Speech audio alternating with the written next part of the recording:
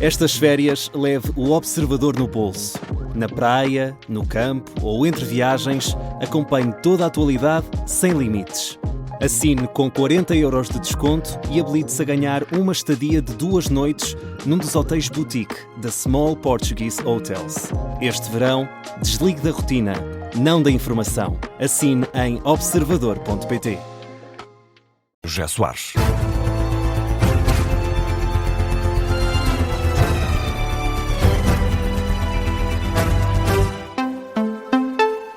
António, boa noite. O Ministro da Administração Interna garante que está tudo limpinho na contratação do empreiteiro para as obras de um imóvel que possui em Odmira.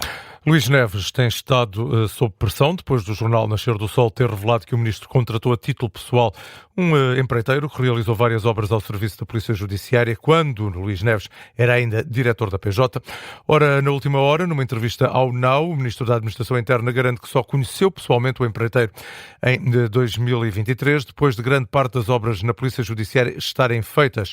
Em relação ao imóvel de Odmira, o governante garante que está tudo limpo e tranquilo, mas admite que se fosse hoje, agiria de forma diferente. Hoje faria, reconheço isso, humilde e modesto, hoje faria de maneira diferente.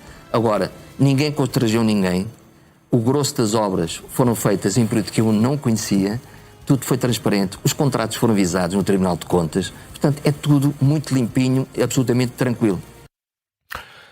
Luís Neves diz que convidou o empreiteiro para visitar o espaço e aconselhá-lo que as obras feitas, e também que foram simples, diz o Ministro, questionado sobre o facto de não ter disponibilizado as faturas associadas a este trabalho à comunicação social. Luís Neves justifica que teve um diminuto tempo para responder e que não é responsável por este assunto. O Ministro da Administração Interna considera que a faturação disponibilizada no portal E-Fatura é um comprovativo suficiente. Seguimos com Isabel Mendes Lopes e Jorge Pinto, que apontam o dedo à maneira como o Governo tem feito reformas. Críticas feitas, António, no primeiro discurso enquanto líderes do LIVRE. Declarações que surgem depois de terem sido anunciados os resultados da eleição para a direção do partido no congresso que terminou hoje em Sintra.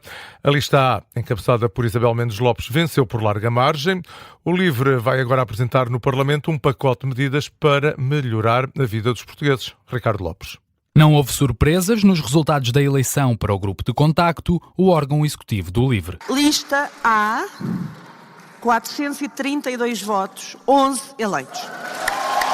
Isabel Mendes Lopes e Jorge Pinto partilham agora a liderança do LIVRE. A lista onde estavam os nomes com mais histórico no partido venceu com quase 70% dos votos. A oposição interna criticava a excessiva centralização nas figuras dos porta-vozes, mas Isabel Mendes Lopes garante que o LIVRE é um partido plural. Um LIVRE aberto, plural, onde as opiniões contam, onde podemos ter momentos de divergência, mas onde a divergência se faz de uma forma saudável, em democracia, e isso é muito importante continuarmos a fazer aqui no LIVRE. No discurso de vitória, a líder da bancada parlamentar começou por agradecer o reforço da confiança, mas rapidamente passou ao ataque ao governo. Ter um Estado mais forte, um Estado que não faz reformas que na prática são desmantelamentos dos serviços públicos, que desmantela os próprios ministérios e que depois dá o caos que nós assistimos, por exemplo, nos exames nacionais. Isabel Mendes Lopes considera perigoso que venha a ser feita uma revisão constitucional e pede ao PS que se meta ao barulho. O Partido Socialista tem os votos para conseguir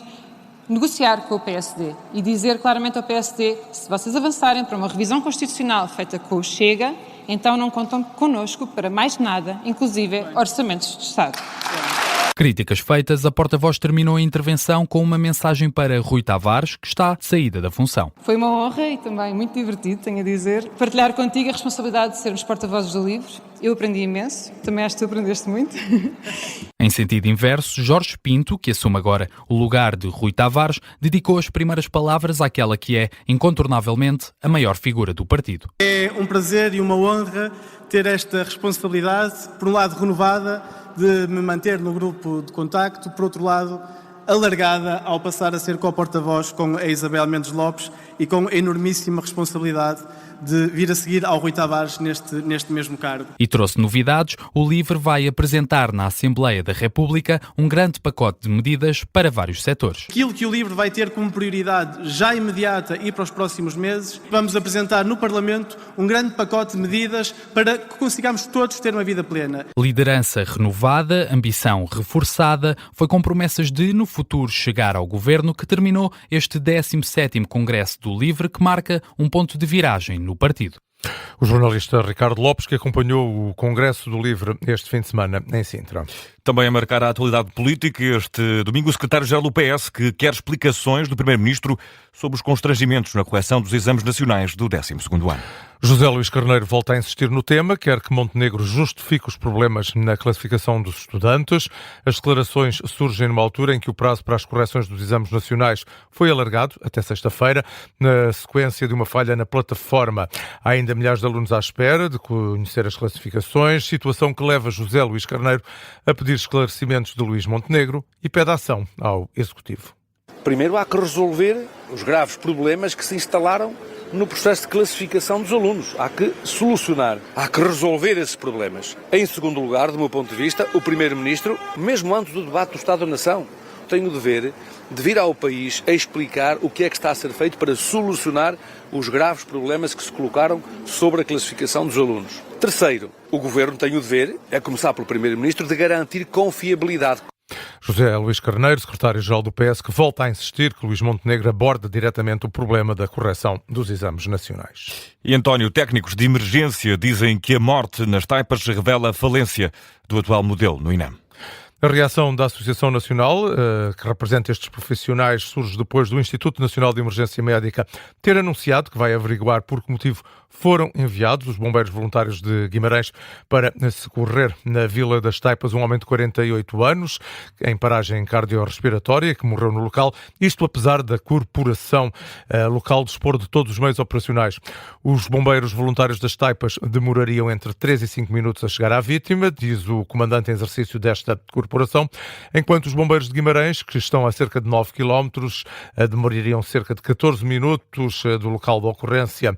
Em resposta enviada hoje à agência Lusa, o INEM explica que no sábado recebeu então esta chamada para uma paragem cardiorrespiratória deste homem de 48 anos que acabou por morrer no local e acrescenta que relativamente ao acionamento dos meios, a ocorrência vai ser objeto de análise interna com vista a serem verificados todos os procedimentos adotados e a análise das circunstâncias em que foi efetuado o despacho dos meios de emergência. E em Espanha foi resgatado com vida um casal britânico que estava desaparecido na sequência do incêndio em Almeria. Os dois sobreviventes foram encontrados com queimaduras graves em cerca de 40% do corpo numa ravina nos arredores de Bedar, em Almeria, após terem sido surpreendidos pelas chamas durante uma caminhada. O casal foi localizado pela Guardia Civil durante uma operação de busca. Foram resgatados de helicóptero, permanecem internados nos cuidados intensivos. O resgate, que durou cerca de 2 horas, foi possível depois dos agentes terem ouvido pedidos de ajuda vindos da zona ardida. E o Papa Leão XIV apela para o caminho do diálogo na Ucrânia e no Médio Oriente. Locais onde voltam a soprar os ventos da guerra, diz o líder da Igreja Católica. O Papa aproveitou as orações de Domingo do Mar, no Vaticano, para abordar a violência à volta do mundo.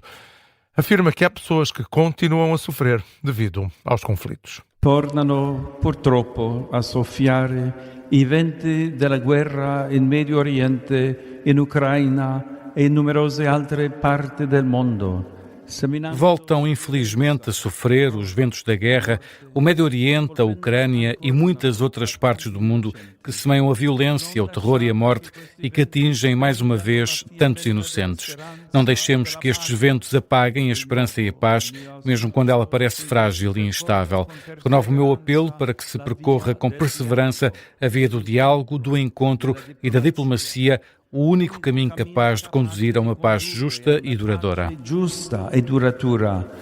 O Papa, este domingo no Vaticano, Leão XIV apela a um caminho de diálogo.